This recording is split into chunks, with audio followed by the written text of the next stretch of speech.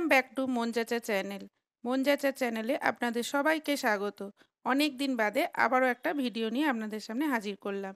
আজকে অনেক দিন বাদে করছি, তাই খুব বেশি লম্বা ভিডিও করব না। একটা সিম্পল পনিরের রেসিপি দেখাবো, যা আপনারা বাইরে থেকে ঘুরে আসলে ঝটপট, হাতে যদি সময় কম থাকে তাহলে ঝটপট এই রেসিপিটা বানিয়ে নিতে পারবেন। আসুন বেশি কথা না বাড়িয়ে রেসিপিটিতে চলে যাই। এখানে আমি 500 গ্রাম পনির নিয়ে নিয়েছি। এবার পনিরটা কাঁটা চামচের সাহায্যে একটু হোল করে দিচ্ছি, যাতে এর মধ্যে মশলাটা ঠিকঠাক মতো ঢোকে।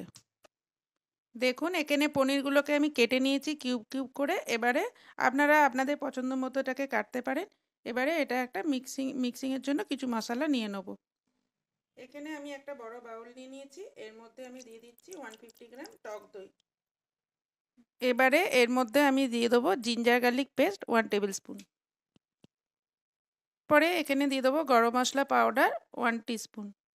তারপরে দিয়ে দিচ্ছি এখানে গোলমরিচ, ওটাও দিলাম 1 টিস্পুন। আপনারা আপনাদের ঝাল অনুযায়ী ঝাল যেরকম খেতে পারেন সেই অনুযায়ী দেবেন। তবে এই পুরো রেসিপিটাই হবে গোলমরিচ দিয়ে পনিরের রেসিপিটা পুরোটা হবে। এটা কিন্তু খেতে খুব ভালো হয় এবং খুব কম টাইমের মধ্যে এটা তৈরি হয়ে যায়। আপনাদের হাতে যদি সময় কম থাকে বা আপনারা বাইরে থেকে ঘুরে এসেছেন, হাতে সময় নিয়ে ঝটপট কিন্তু এই রেসিপিটা 5 থেকে 10 মিনিটের মধ্যে তৈরি হয়ে যায়। আর ঘরে থাকা ইনগ্রিডিয়েন্টস দিয়ে এগুলো কিন্তু হয়ে যায়। এবারে এর মধ্যে আমি দিয়ে দিচ্ছি লেমন জুস। এই লেমনটা আমি একটা লেবুর পুরো হাফ লেবুটার জুসটা এখানে দিয়ে দিলাম।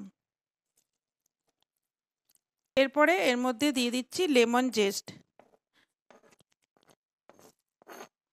এবার এর মধ্যে দিয়ে দিচ্ছি পরিমাণ মতো নুন।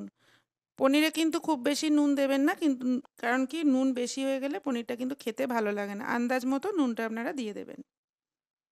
এবার খুব ভালো করে এটাকে মিক্সড করে নেব। দেখুন, মিক্সিংটা খুব ভালোভাবে হয়ে গেছে, সবকটা ইনগ্রিডিয়েন্টস একসাথে ভালোভাবে মিশে গেছে। এবারে এর মধ্যে আমি পনিরগুলো দিয়ে দেবো। পনিরগুলো দিয়ে 10 মিনিট এখানে রেস্ট হতে দেবো। এবারে আমি পনিরগুলো এর মধ্যে দিয়ে দিচ্ছি।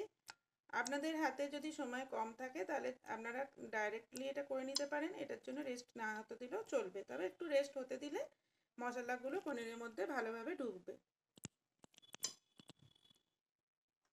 পনিরগুলো দিয়ে দিলাম, দিয়ে এবার এর মধ্যে ভালোভাবে মিশিয়ে নিচ্ছি। হালকা হাতে পনিরগুলো মেশাতে হবে, যাতে পনিরগুলো ভেঙে না যায়। এবার এখানে আমরা কিছু শুকনো মশলা নিয়ে নিয়েছি, যেটা আমি ফোড়নে দেব। এখানে নিয়েছি তেজপাতা, গোলমরিচ, লবঙ্গ, এলাচ, দারচিনি। এবারে কড়াই গরম করতে দিয়ে দিয়েছিলাম, তেলটা দিয়ে দিলাম। তেলটা গরম হলে ওই মেখে রাখা পনিরটা এর মধ্যে দিয়ে দেবো। তেলটা এখানে গরম হয়ে গেছে। এবার এখানে দিয়ে দিলাম হাফ টিস্পুন জিরা। এরপরে যে মশলাগুলো আপনাদের দেখিয়েছিলাম সেই মশলা এক এক করে সব কটা দিয়ে দিচ্ছি, বাকি মশলাগুলো। এরপরে মেখে রাখা পনিরটা এর মধ্যে দিয়ে দিচ্ছি।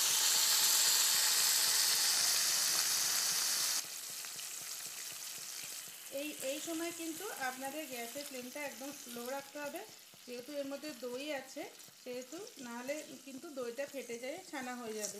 সেটা খেয়াল রাখবেন অবশ্যই। এবারে আমি এটা সবকটা দিয়ে ভালোভাবে মিশিয়ে এটাকে ঢাকা দিয়ে দেবো, যতক্ষণ না দইয়ের তেলটা এখান থেকে ছাড়ছে। এবারে 5-6 মিনিট হয়ে গেছে। এবার ঢাকাটা খুলে দেখব যে কীরকম অবস্থা আছে। বাহ, এটা দারুণ এসছে, কালারটা খুব সুন্দর এসছে। দইয়ের কালারটা ছেড়ে দিয়েছে, দইয়ের তেলটা ছেড়ে দিয়েছে এবং তেলটা ওপরে ভেসে উঠেছে।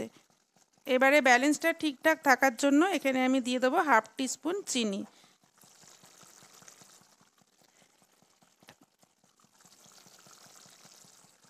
এটা অপশনাল, আপনারা চাইলে দিতেও পারেন বা নাও দিতে পারেন। তবে আমি সব কিছুতে অল্প একটু দিই, যাতে ব্যালেন্সটা ঠিক থাকে। যেহেতু এখানে টক দই পড়েছে অনেকটা, একটু চিনিটা দিলে ব্যালেন্সটা ঠিকঠাক থাকে। আর হ্যাঁ, আপনারা যারা ঝাল খেতে পছন্দ করেন তারা কিন্তু এই রেসিপিটা একবার হলেও বানিয়ে দেখবেন। ও আচ্ছা আচ্ছা, আপনারা কমেন্ট লিখতে কিন্তু ভুলবেন না। কেমন লাগলো, ভালো খারাপ যেটাই আপনাদের লাগুক, অবশ্যই আমাকে কিন্তু কমেন্টে লিখে জানাবেন। এবারে এর মধ্যে দিয়ে দিলাম কয়েকটা চেরা কাঁচা লঙ্কা, আর দিয়ে দিচ্ছে আরও হাফ টিস্পুন গোলমরিচ। আবারও আরও একবার হালকা হাতে খুব ভালোভাবে মিশিয়ে নিলাম। দইটা পুরোপুরি ওপরে উঠে, দইয়ের তেলটা পুরোপুরি ওপরে উঠে গেছে। আর দেখুন কি সুন্দর একটা কালার এসেছে। এটা খেতে কিন্তু খুবই সুন্দর লাগে আর একদম কম টাইমে এটা তৈরি হয়ে যায়। আপনারা এটা লুচি, পরোটা বা রুটির সাথেও কিন্তু খেতে পারেন, খুবই ভালো লাগবে। অবশ্যই আপনারা বাড়িতে এটা একবার ট্রাই করে দেখুন, কথা দিচ্ছি হতাশ হবেন না। এবারে এর মধ্যে বেশ কিছুটা ধনেপাতা দিয়ে দিলাম, দিয়ে এটা আবারও খুব ভালোভাবে মিশিয়ে নেব। ভালোভাবে মিশিয়ে নিলাম। দেখুন খুব সুন্দর দেখতে হয়েছে, খেতেও কিন্তু খুব ভালো হবে। এবারে আপনাদেরকে একটা কথা বলে রাখি। কথাটা হচ্ছে এই যে আপনারা যারা আমার পুরনো সাবস্ক্রাইবার, তারা তো আমার সাথে আছে আমি জানি। আর যারা আপনারা নতুন দেখছেন এই ভিডিওটা, তাদের কাছে অনুরোধ রইল, প্লিজ প্লিজ প্লিজ আমার চ্যানেলটাকে সাবস্ক্রাইব করে দেবেন, লাইক শেয়ার অ্যান্ড সাবস্ক্রাইব করে দেবেন, পাশে থাকবেন, সাপোর্ট করবেন। Thank you for watching. গ্যাসটা বন্ধ করে দেবো। এখানে একটা বাটি বসিয়ে দিচ্ছি। এবারে একটা চারকোলকে গরম করে এর ওপরে একটু কিছুটা ঘি দিয়ে দিলাম।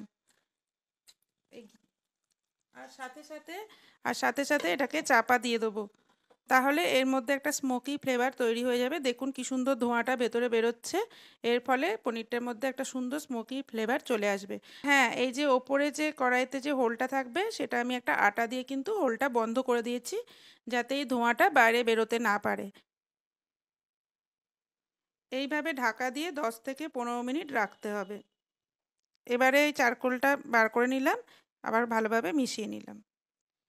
দেখুন কত অল্প টাইমের মধ্যে এই গোলমরিচ পনিরটা রেডি হয়ে গেল। এটা খেতে কিন্তু সুস্বাদু হয়, খুবই ভালো হয়। আপনারা যদি বাড়িতে ট্রাই করেন অবশ্যই আমাকে কমেন্টে লিখে জানাবেন। আর আপনাদের যারা যারা রিকোয়েস্ট করেছিলেন ভিডিওগুলো আমি আস্তে আস্তে আপলোড করে দেবো। জানি সময়টা অনেকটাই বেশি নিয়ে নিয়েছি, তবুও আমি জানি আপনারা সবসময় আমার পাশে আছেন, থাকবেন। সেই জন্য আমি নিশ্চয়ই আমার সময় মতো করে আপনাদের রেসিপিগুলো আপলোড করার চেষ্টা করব। সাথে থাকার জন্য এতক্ষণ থ্যাংক ইউ।